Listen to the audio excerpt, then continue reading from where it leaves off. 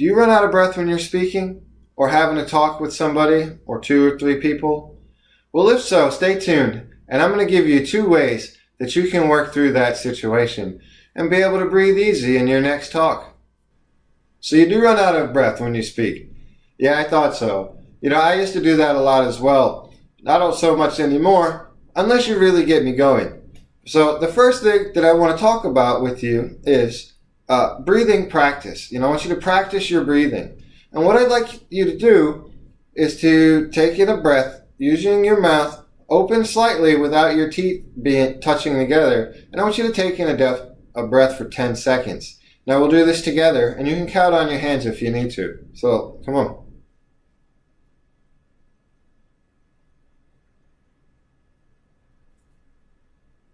See, now that was 10 seconds, and I really don't think you took in as much breath as I want you to. I want you to take in enough breath that you feel like you're going to inflate your feet, okay? So let's do that again. Now this time we really take in a lot of breath, all right? As much as you can, I want you to fill your body full of air. So let's do it.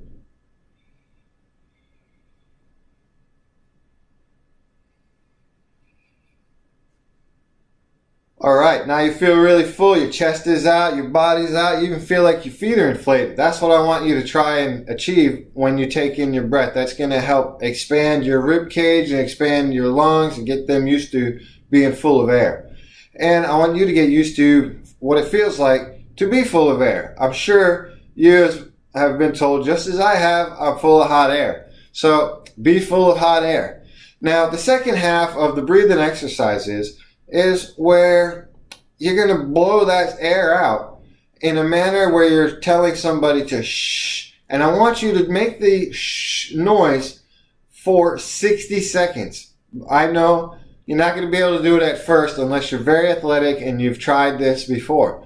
So right now we're only going to do a little short version, but I want you to take in that full 10 seconds of deep air. You have to feel your core full of air all the way down to your feet if that's what you have to think of. So let's do it, and we'll see how it goes. So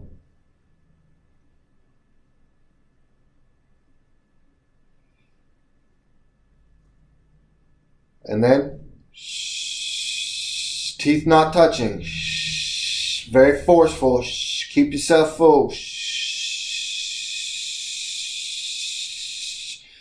Stretch out at the end there. Shh. Don't hunch over. Don't squeeze it out that way. Squeeze it out this way. Shh.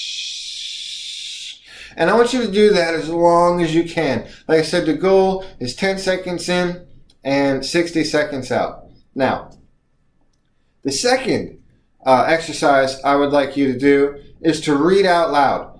And you can do this by yourself, so it's not embarrassing.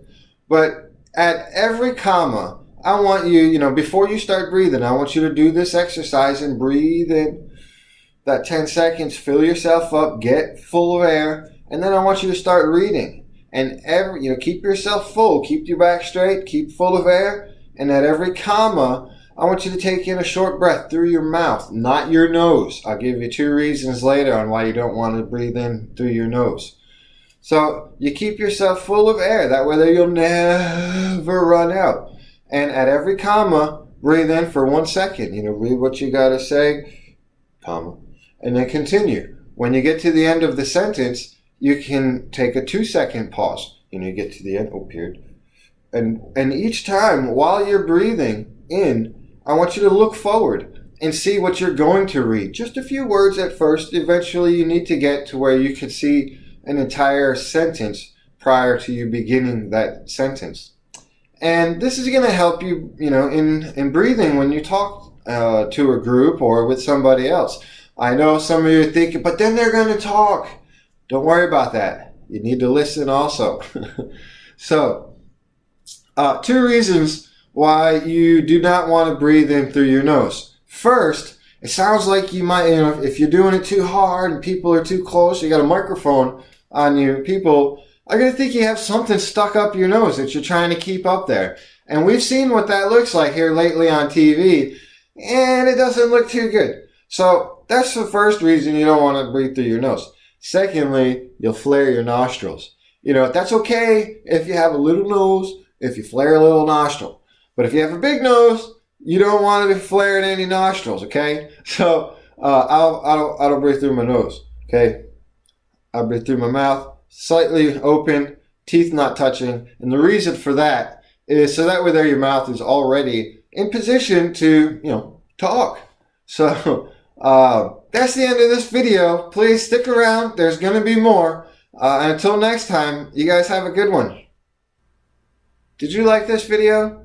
If so, please click subscribe, click the like button, and don't forget to click the notification bell so that way there you're notified of upcoming videos.